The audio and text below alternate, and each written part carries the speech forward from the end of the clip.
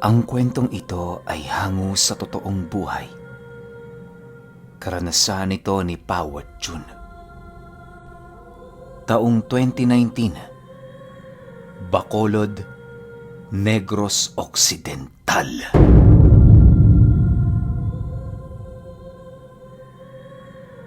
Itong mga panahong ito, mapagkakamalan mong mga ordinaryong tao sila Pao at Jun sa kabila ng kanilang mga tinatangang lihim na karunungan.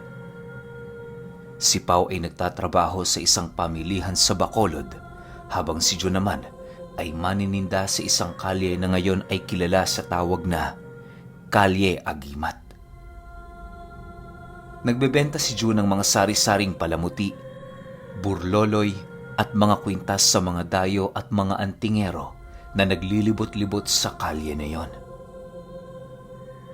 Konting description lang sa Kalye Agimat. Ang Kalye Agimat ay isang lugar na kung saan nagtitipon-tipon ang mga antingero at mga taong may alam sa lihim na aral. Dito nagkokone-konekta ang lahat ng mga antingero sa lahat ng parte ng Negros upang mag-usap at magbahagi ng kanilang mga kaalaman tungkol sa lihim na karunungan. Dito din sila nagpapaora ng mga mutya na kanilang mga tangan-tangan upang masigurong nananatiling buhay ang mga ito. Masayang namumuhay ng tahimik sila Pao at Jun.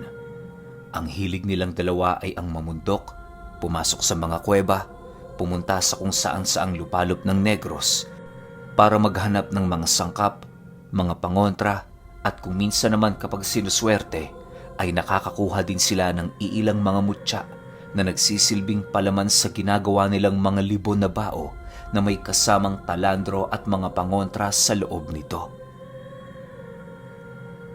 Ginagamit nila itong pangpersonal na proteksyon sa kanilang mga sarili o di kaya ay kusang loob nila itong ibinibigay sa mga taong nangangailangan ng proteksyon laban sa mga nilalang na merong tinatangang aral ng kaliwa.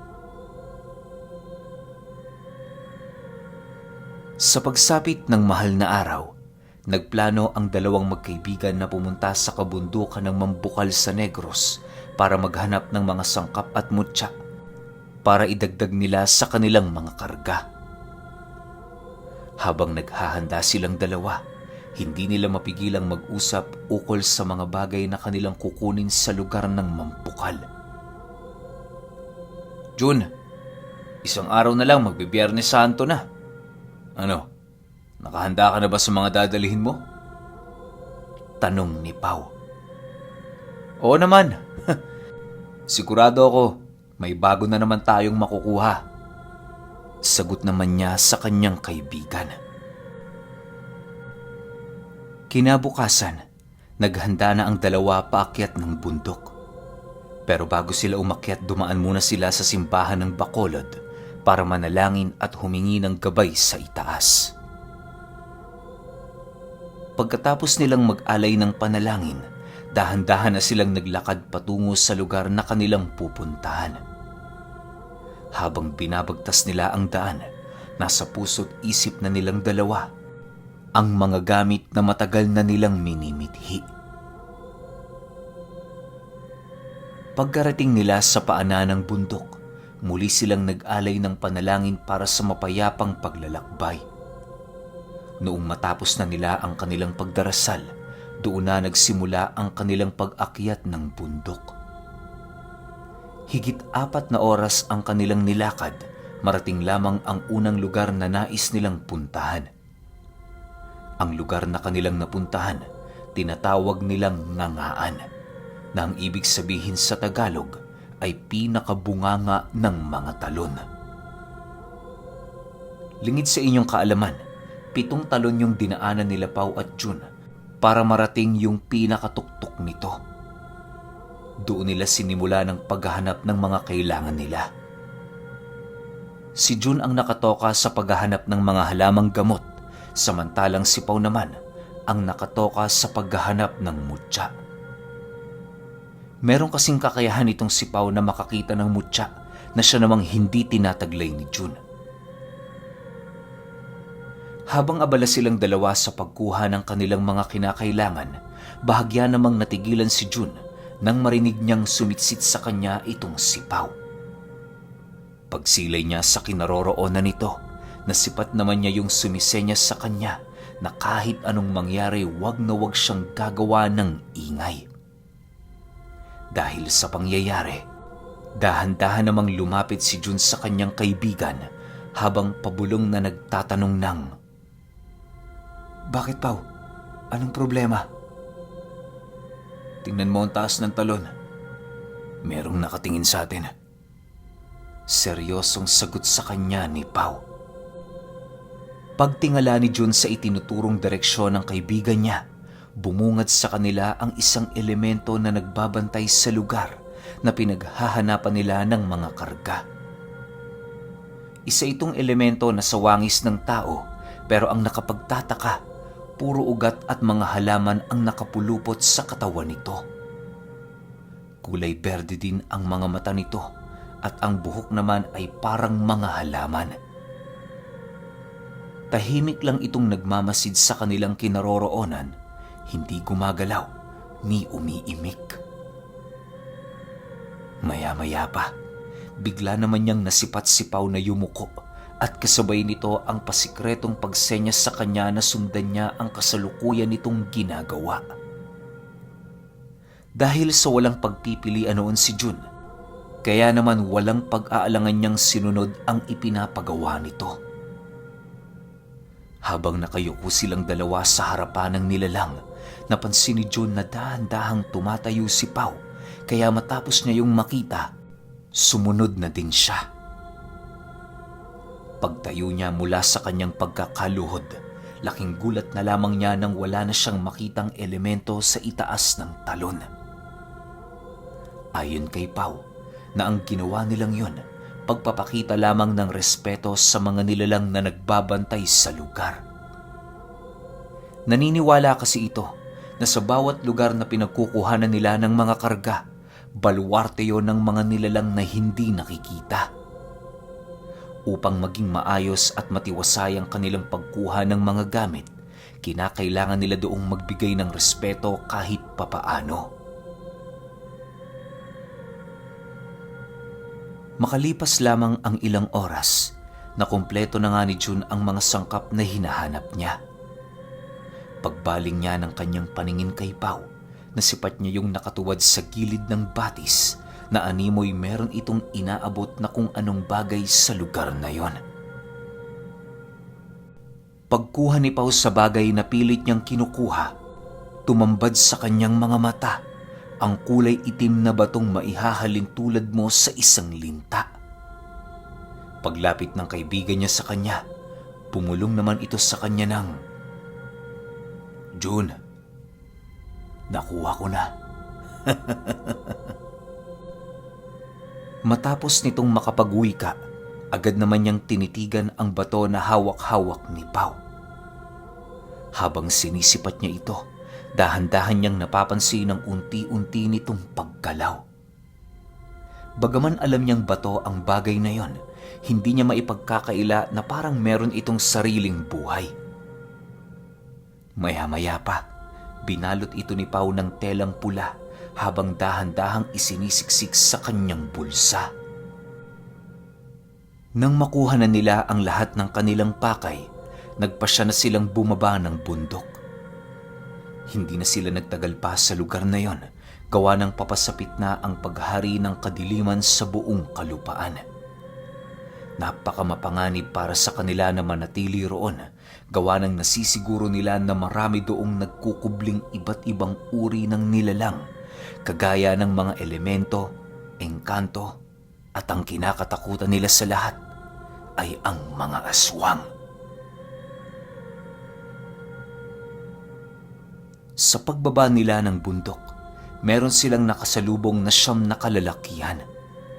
Napansin nilang hindi pangkaraniwan ang mga kinikilos nito, subalit pinili nila yung ipagsawalang bahala na lamang. Ayon kay Jun, na habang pinapakiramdaman nila ang ikinikilos ng 9 na panauhin, napapansin nilang panayang pagsinghot ng mga ito sa hangin.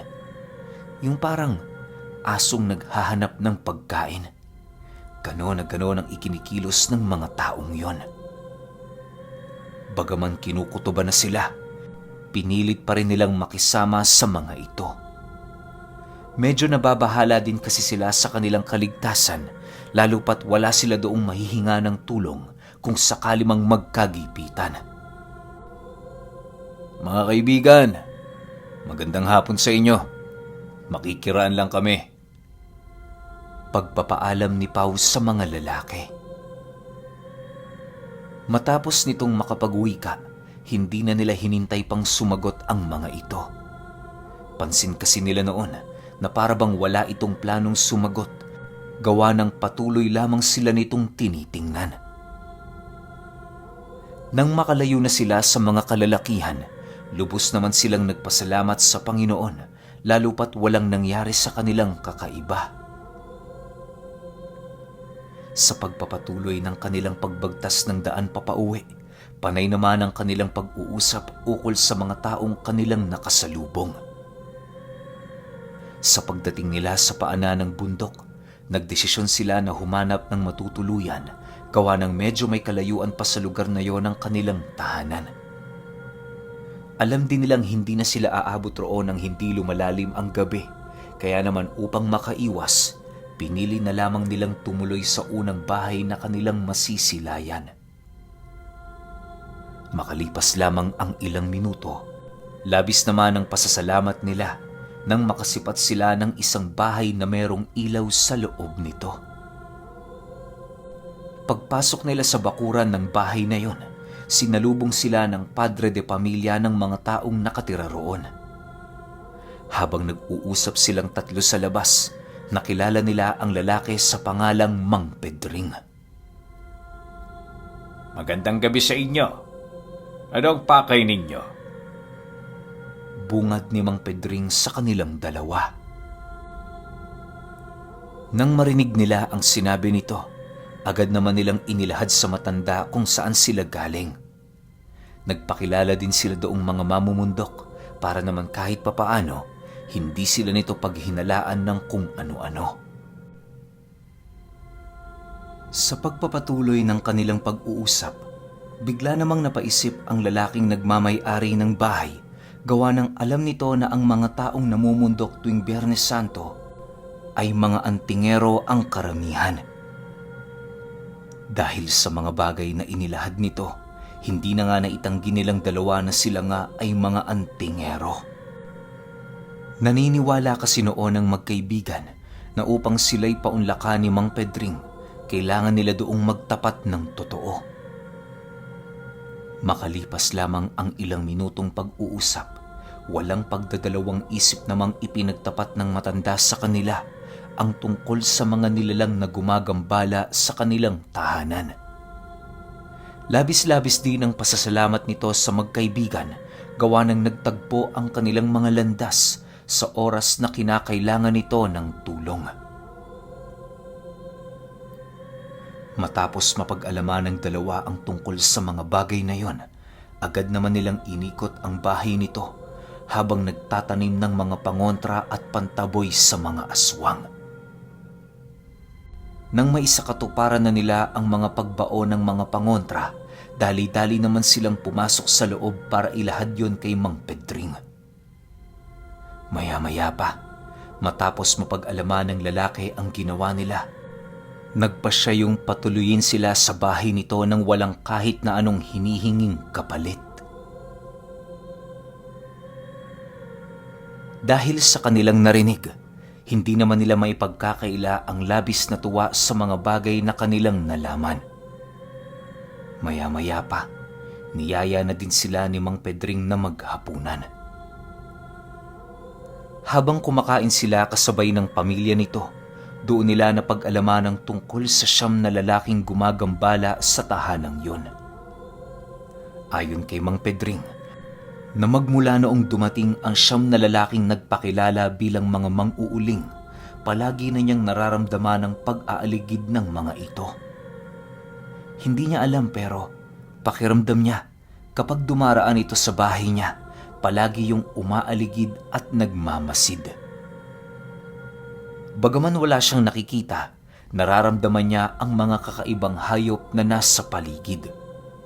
May kutob din siyang ang mga mangangaingin ang mga nilalang na yon dahil kagaya ng kanyang nararamdaman sa tuwing dumaraan ang mga ito.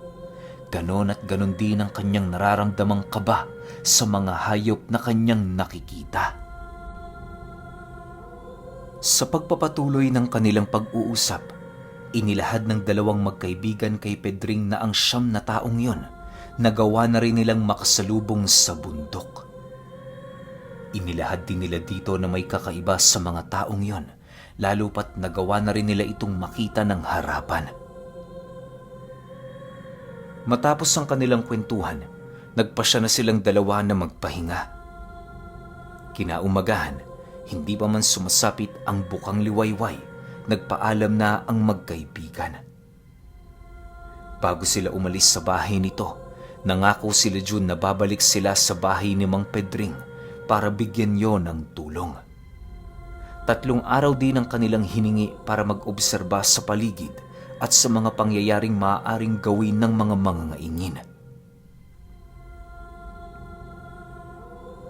Sa paglipas ng araw na yon, muli silang bumalik sa bahay ni Mang Pedring.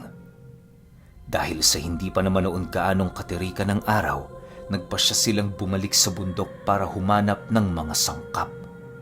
Yon ang kanilang naging rason sa tinuluyan nilang pamilya para naman kahit papaano hindi ito mag-alala. Nang marating na nila ang bundok, ginalugad nila ito, subalit nakapagtatakang wala naman silang nakita.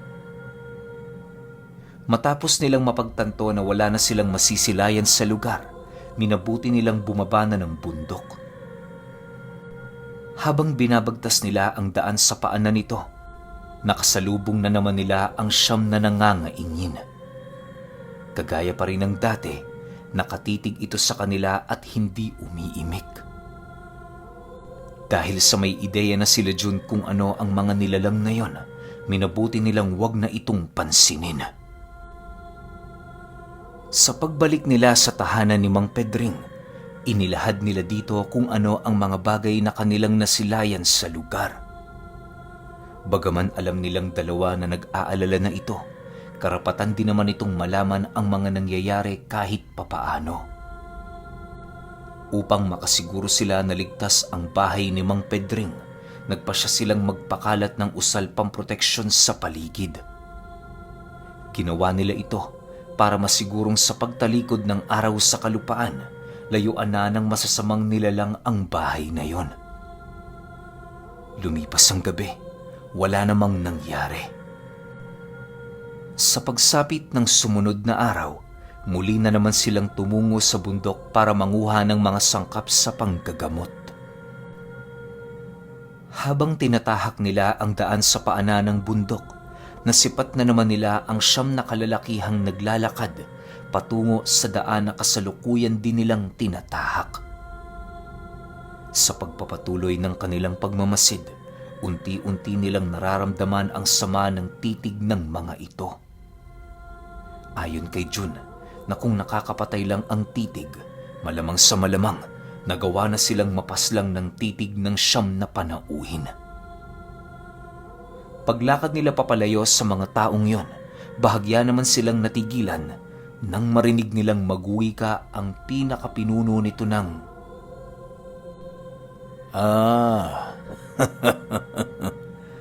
Sige lang. Okay, sunod kagad natin yung part 2. Last part yon, sabi ko naman. Hatiin lang natin to sa 2 part. So, pahintay na lang ako, kasunod kagad yon. Salamat.